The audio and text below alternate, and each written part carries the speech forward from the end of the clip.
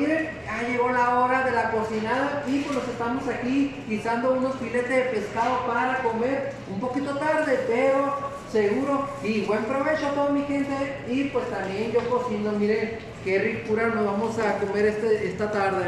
Unos filetitos de pescado, algo bien mi gente, con arroz rojo y aguacatito y unos bolillos, algo bien para completar.